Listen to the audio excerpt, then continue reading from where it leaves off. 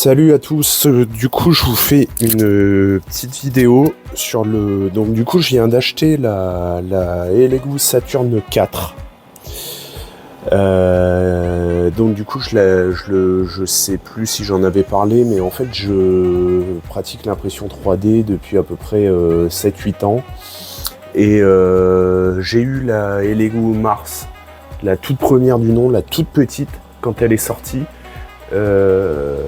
J'ai acheté la première imprimante qu'Elegoo a sortie, il me semble que c'était leur premier modèle. Ensuite j'ai voulu un modèle plus grand, j'avais pris la Saturn 1, donc qui était en 4K, et récemment j'ai acheté celle-ci. Alors je vous passe les détails techniques, il y a des gens sur YouTube, sur les réseaux sociaux qui font ça bien mieux que moi. Ils font des vidéos, ils vous rappellent les caractéristiques techniques. Je vous invite à aller les voir. Moi, c'est juste pour vous donner mon avis d'amateur d'impression 3D. Parce que j'ai pas vu beaucoup de vidéos sur la Saturn 4, notamment beaucoup sur la 4 Ultra, mais très peu sur celle-ci. Donc du coup, je me suis dit pourquoi pas faire une vidéo, surtout pour les Français, les francophones, de ce modèle. Donc du coup je l'ai reçu il y a quelques jours, j'ai commencé à imprimer avec, donc moi j'imprime avec la résine 14K de chez Sunlow. Alors je vous montre, tac, si j'ai un bidon là, voilà, donc moi j'imprime avec ça, j'imprime essentiellement avec ça, j'imprime avec de la Elegoo, je suis pas forcément fan, je trouve que celle-ci est beaucoup plus facile, donc avant d'imprimer sur ma Saturn 1, donc je prenais pas de la 14K parce que c'était pas très utile vu que c'était une 4K. J'imprimais avec de la standard résine. Si vraiment vous êtes débutant, vous voulez pas vous prendre la tête, imprimez avec ça. Franchement, on trouve énormément de profils sur internet. Moi j'utilise Shitubox, et même en utilisant les paramètres standards, franchement vous avez peu d'échecs si vous avez bien réglé votre imprimante. Donc moi j'imprime avec ça. Et pour l'instant je n'ai aucun souci sur cette Saturn. J'ai eu un échec, j'ai eu 2 échecs, dont un parce que j'ai fait des essais de temps d'exposition. Je voulais voir si elle pouvait imprimer plus vite, si l'impression pouvait monter plus vite. Au final ça a été un échec, ça s'est décollé du coup parce que le temps de levage était trop rapide. Enfin voilà, l'erreur est humaine.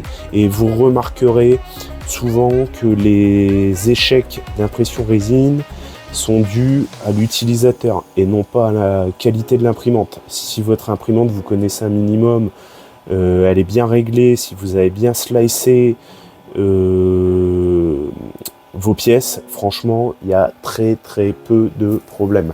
Moi, j'ai très peu d'échecs. Alors du coup, pour reparler de l'imprimante, je vais essayer de pas trop m'égarer.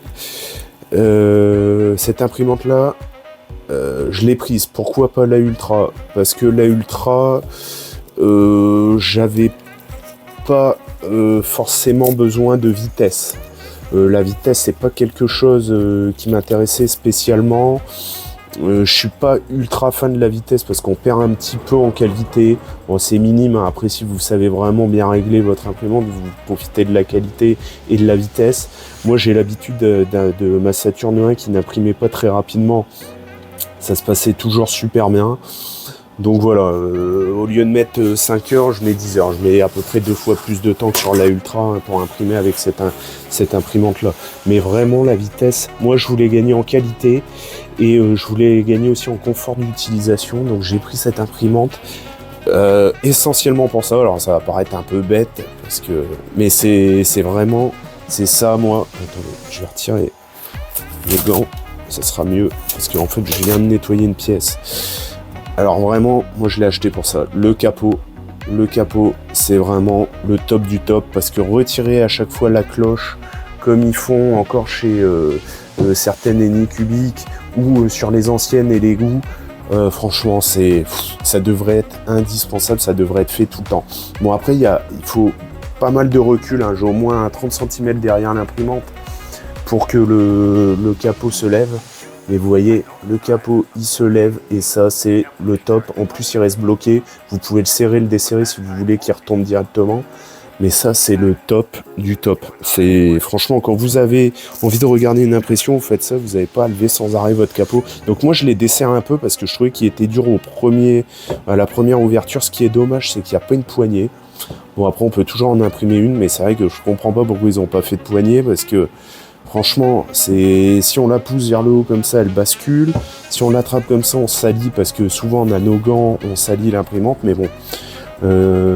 C'est pas très grave, donc moi j'ai préféré la desserrer un petit peu, vous voyez, comme ça elle tombe tout doucement quand je fais ça, parce que sinon elle était un peu dure et elle basculait donc voilà, vous montrer. Alors moi j'ai l'habitude, vous voyez là elle est un petit peu sale, hein.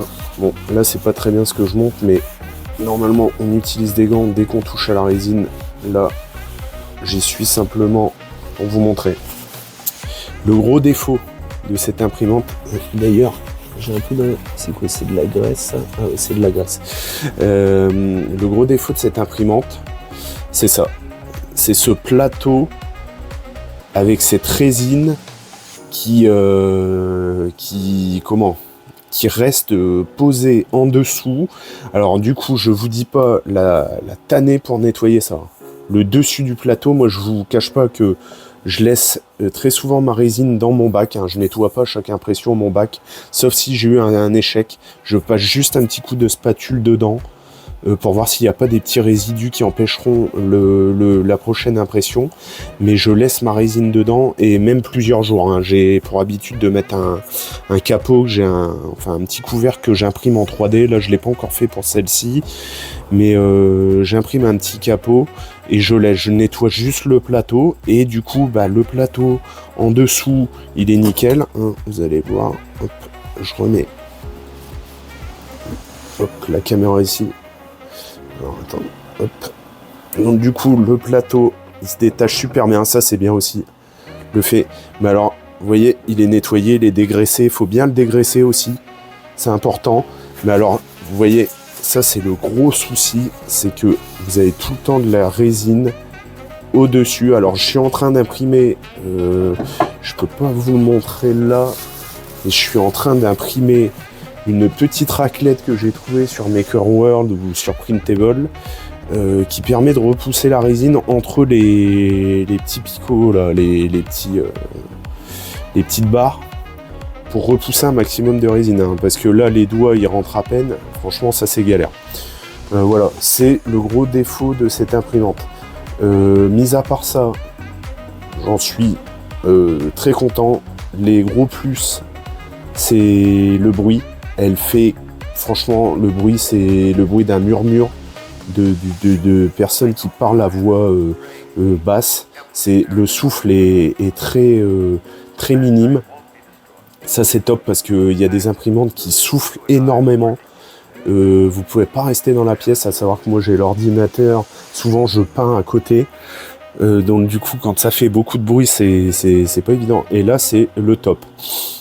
Après du coup je mélange un peu les plus et les moins, je suis désolé.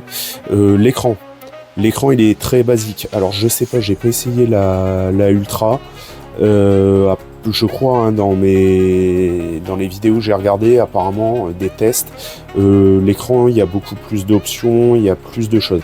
Alors il y a un truc qui m'a déçu un peu, moi qui ne suis pas anglophone, vous pouvez mettre soit en chinois, soit en anglais. Vous pouvez pas, pourtant je l'ai mise à jour, hein, vous pouvez pas mettre votre imprimante en français.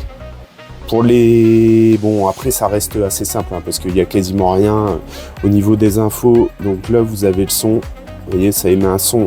Moi, je le retire, ça fait pas de bruit, comme j'ai des enfants en plus. Comme ça, c'est pas gênant. Donc là, vous avez la mise à jour. Donc ma dernière mise à jour qui date de août. On est en octobre, donc du coup, il n'y a pas eu de mise à jour depuis. Et puis après, vous avez les références et la température en Celsius ou en Fahrenheit. Voilà, le service, donc là, il vous indique les adresses utiles. Vous avez le tool, donc là, c'est pour monter ou descendre votre plateau ou faire un home. La calibration, donc là, c'est toujours en anglais, hein, donc c'est pour le temps d'exposition. Donc c'est Là, c'est pour tester votre écran. Donc je vais pas le faire, hein, ça s'affiche. Vous affichez l'égout, c'est pour vérifier que votre écran il fonctionne bien. Là, je vais pas le faire, sinon ça va polymériser la résine dans le bac. Voilà, là, tac, c'est pareil, c'est pour nettoyer le bac. Tac, on retourne en arrière. Et puis après, vous allez les print. Alors, vous pouvez faire des dossiers et des sous-dossiers pour impression. Et après, vous avez vos impressions. Tac, donc si vous appuyez, vous avez le temps d'impression. Donc 3h03, vous avez 1030 couches à imprimer. Et là, je vous montrerai pas parce que là, je vais pas lancer une impression. Mais vous avez la température, non pas du bac ou de la résine, mais la température dans la cloche. Enfin, à l'intérieur de la... Donc c'est assez pratique, au moins, vous voyez. Moi, il fait en moyenne 20-21 degrés, même des fois 18 degrés dans ma pièce. Et j'ai pas besoin de chauffage. Honnêtement, je mets pas de chauffage. Vous avez la possibilité d'en rajouter un ici. Vous enlevez le petit cercle, les vis, vous mettez un chauffage à l'égout. Je suis pas fan, enfin moi ça me sert strictement à rien parce que dans ma pièce et sous la cloche il fait bon. Donc aucun intérêt, vous voyez, voilà, j'ai fermé pour le soleil. Mais j'ai une fenêtre juste à côté, ce qui me permet d'aérer. Il faut quand même avoir une aération à côté, c'est mieux. Du coup, il n'y a pas de caméra sur celle-ci. Moi, c'est la seule option à la limite qui me manquait parce que moi, c'est pas tant faire des timelapses ou pour la caméra l'intelligence artificielle de la Saturn 4 Ultra que la caméra me manque parce qu'apparemment, en plus, les fonctionnalités sont pas encore présentes. C'est juste que j'aime bien vérifier mon impression. Sans me déplacer, je suis devant ma télé, ça m'évite de venir dans mon bureau, de regarder si ça fonctionne, ou quand je suis au boulot ou que je fais autre chose, ça m'évite de venir sans arrêt voir. Du coup, j'ai résolu ça, c'est que j'ai une caméra de surveillance qui surveille mon imprimante et du coup, je visualise dessus. On voit moins bien, mais on voit quand même. Une fois que le plateau commence à sortir de la résine, on voit si on a un échec ou pas. Ça me permet aussi de visualiser de loin la barre d'avancement. C'est suffisant. Alors par la suite, j'ai commencé à me renseigner. Donc là, en fait, vous avez une petite vis, vous pouvez retirer le petit cache là. Et vous pouvez, si vous voulez, de vous-même, ajouter une mini caméra. Alors vraiment, la caméra, il ne faut pas qu'elle fasse plus de 3 cm sur à peu près 1,5-2 cm de large. Hein. Vous pouvez passer le câble par l'intérieur. Du coup, c'est pas mal qu'il y ait l'emplacement. Donc moi, je verrai. Si je trouve une petite caméra installée dessus, je ferai une vidéo pour vous montrer comment ça fonctionne et si j'ai réussi.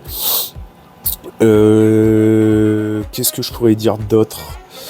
Du coup, le plateau, bah, ça fonctionne comme ça. Hein. Vous dévissez, hop, de chaque côté, vous revissez. Ça prend 2 secondes.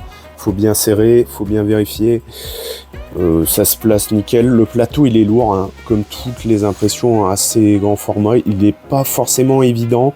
Le bec, j'aurais préféré qu'il soit plus pointu parce que là il est arrondi, c'est bien, mais le problème c'est que vous avez énormément de résine qui s'accumule là dans le coin quand vous la versez.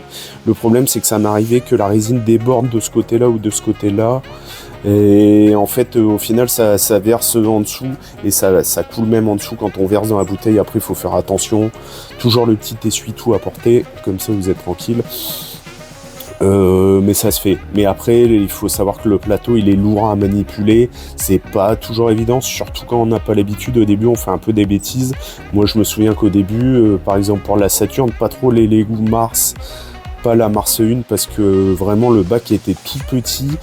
Mais c'est vrai qu'au début, on a tendance à faire un peu des cochonneries. Après, on commence à prendre l'habitude, on prend les devants et on fait attention à ce qu'on fait.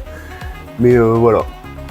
Donc du coup, qu'est-ce que j'ai d'autre à dire ? Ah oui, alors il faut savoir un truc, c'est que j'utilise la Sunlook 14K qui est très odorante. Je trouve qu'elle sent particulièrement fort.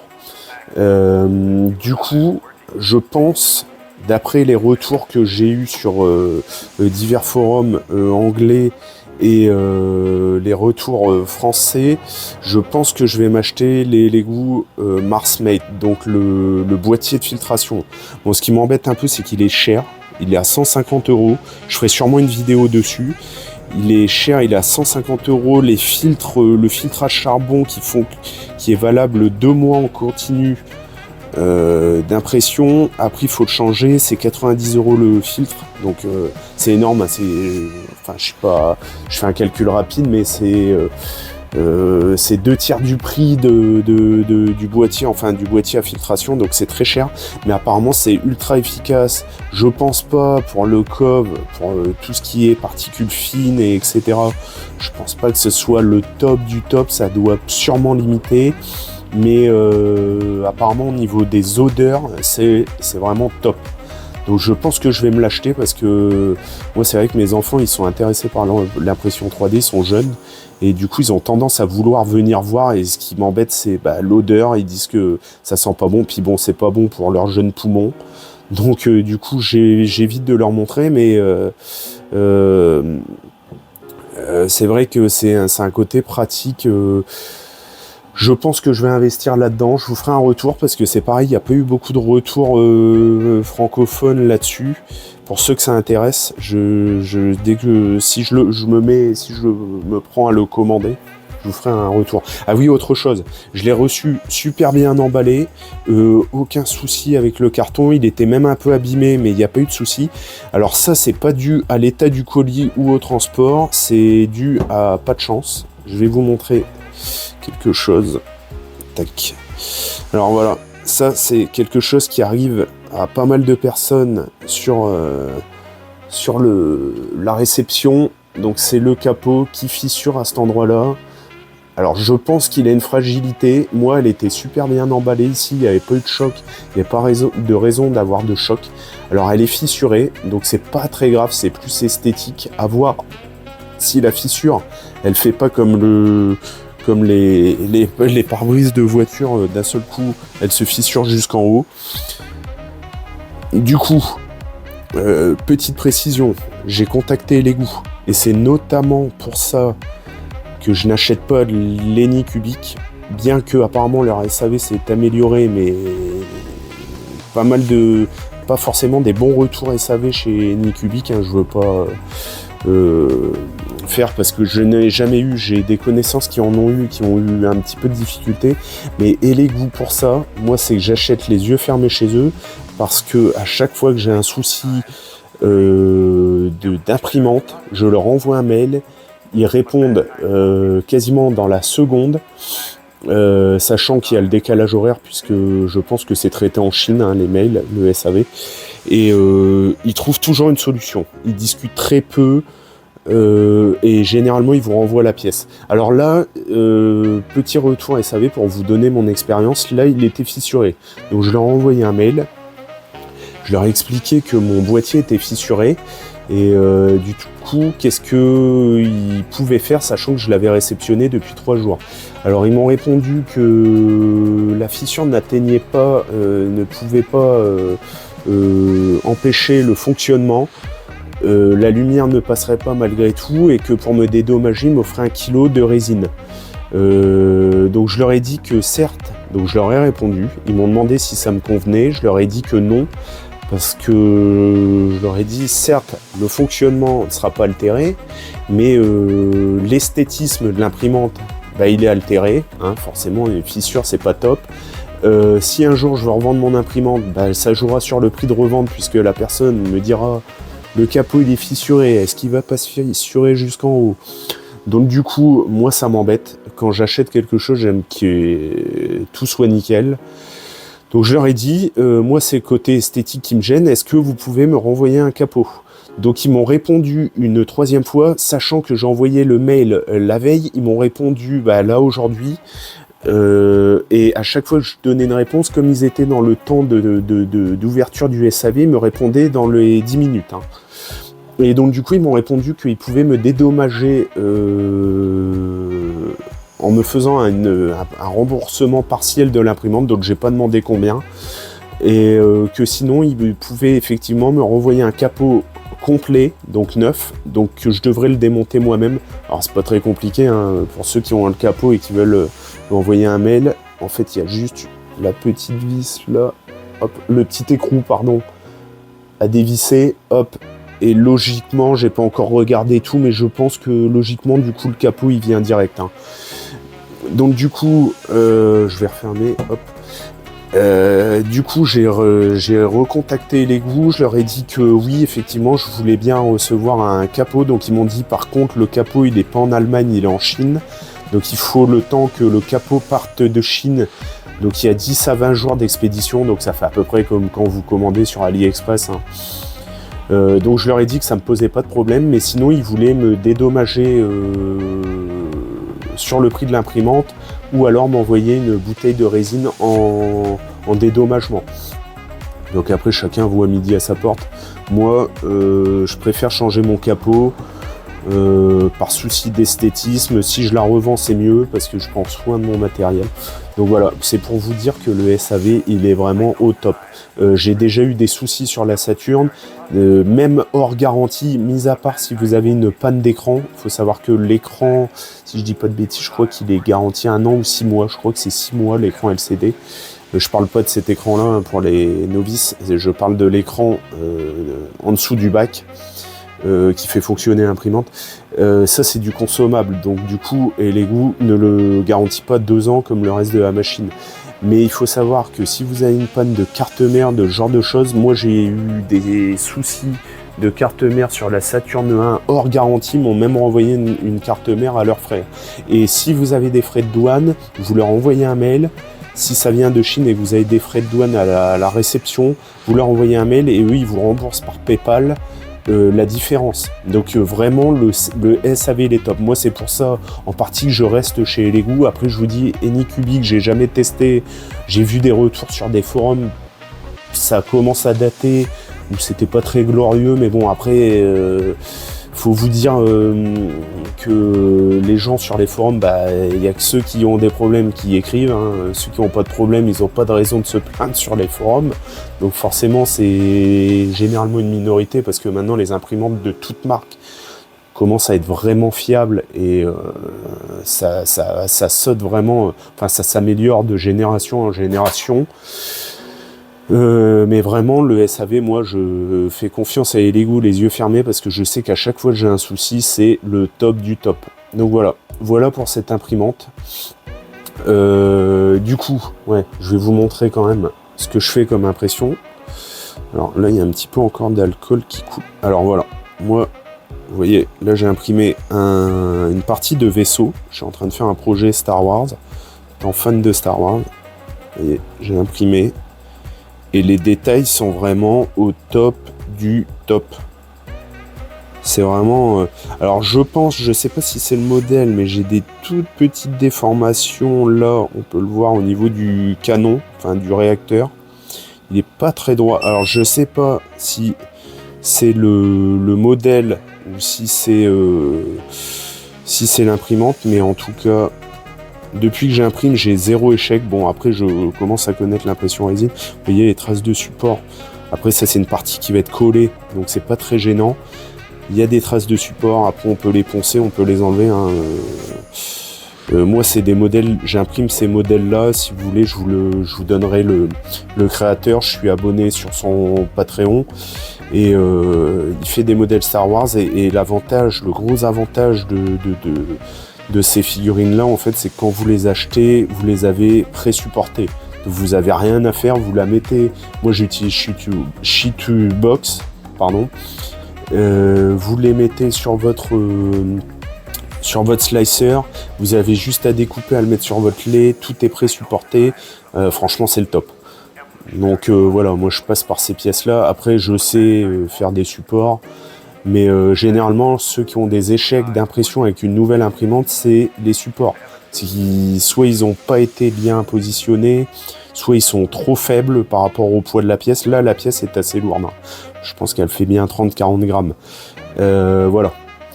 Donc, c'est le genre de choses que j'imprime. Vous voyez, après j'ai imprimé ce genre de choses. Tac. Donc, on voit... les détails du casque. Alors là, c'est pareil, j'ai des petites lignes que je regarde. Bon, après, moi, je fais du post impression. Vous voyez, là, il y a des petites traces de support. Mais c'est Franchement, c'est correct. Hein. Et sachant que là, la pièce, elle est telle quelle. Moi, je fais un petit ponçage de ce genre de choses. Je fais une sous-couche et évidemment, je peins derrière ma pièce. Donc du coup, j'ai envie de vous dire, ça ne se voit pas du tout. Je vais vous montrer ce que je suis en train de réaliser. Hop, ça c'est pareil, je pourrais, si ça intéresse certains, faire des vidéos. Vous voyez, ça c'est de l'impression résine. Donc là, c'est Bruce Willis de Die Hard. Et vous voyez, j'ai fait... Donc ça c'était sur ma Saturn 1. Et vous voyez, le niveau de détail, il est au top. Donc là, il faudra que je retouche les... Et vraiment, le niveau de détail, il est top sur la figurine. Hein. C'est vraiment... vous voyez, il y a les blessures. Donc moi, je l'ai peinte. Hein. Je l'ai traité, je l'ai peinte. Mais moi, je fais ce genre de figurine. Je suis fan des films. Donc voilà. Du coup, ça vous permet de faire ce genre de choses. Quoi dire d'autre sur l'imprimante? Ah ouais, il y a quelque chose aussi qui m'a un peu gêné. Je sais pas si vous allez le voir. Ouais, je sais pas. En fait, là, si vous voyez, je mets mon doigt là, ici, vous avez une sorte de petite bulle. Alors, je me suis aperçu d'une chose. Alors, attendez. Pop. Est-ce que je l'ai? Non, je l'ai pas. Alors, je me suis aperçu, en fait, donc j'ai enlevé la protection, hein, évidemment, de l'écran. Et en fait, je me suis aperçu d'une chose, c'est que, en fait, il y a une vitre devant. Il y a une vitre de protection en plastique là. Cette vitre-là, en fait, colle sur le LCD derrière, enfin sur l'écran d'affichage derrière. Et en fait, en mettant un petit bout de scotch et en tirant, je vais vous montrer, ça va être plus parlant. Je pose ça, tac. Et en fait, en mettant un petit bout de scotch et en tirant l'écran dans l'autre sens, bah, ça décolle la bulle. Alors, c'est pas très gênant hein, parce qu'on voit quand même. Donc, moi, je suis un peu maniaque. Hop. Je sais pas si vous voyez bien cette petite trace. Et en fait, en mettant ça, par exemple, dessus, vous faites ça et vous voyez la trace, comme ça tire l'écran, ben, cette trace, elle part.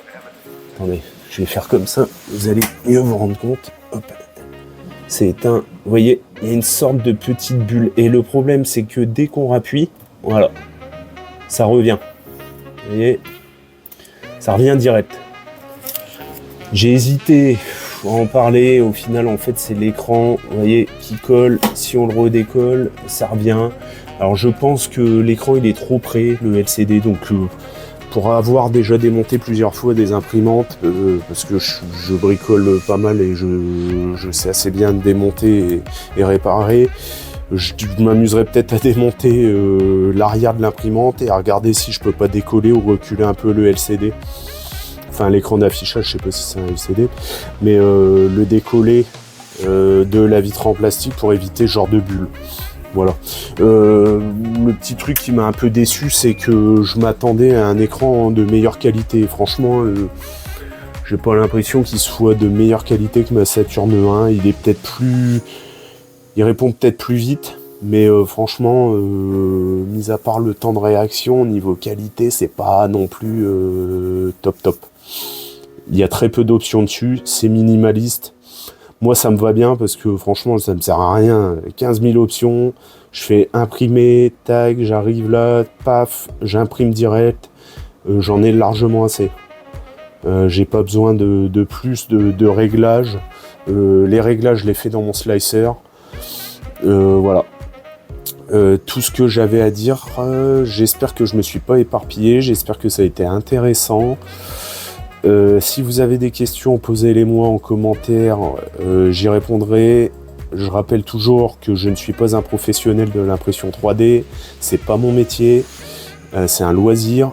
Je fais que partager mon loisir.